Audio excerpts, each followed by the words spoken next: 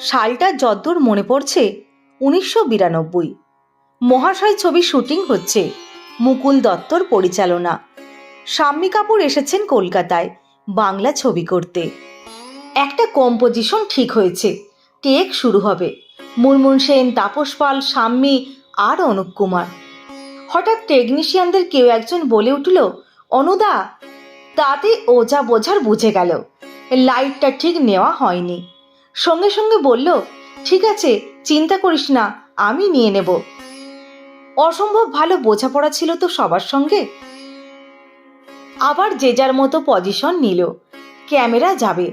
হঠাৎ শাম্মী কাপুর থেমে গেলেন, একটু বোধহয় রাগই দেখালেন। বললেন, আরে দাঁড়ান দাঁড়ান, ব্যাপারটা কি হলো? অনুপবাবু লাইট নিতে পারছেন না? উনি যেদিন লাইট নিতে পারবেন না, আমি সেদিন ফিল্ম করা ছেড়ে দেব।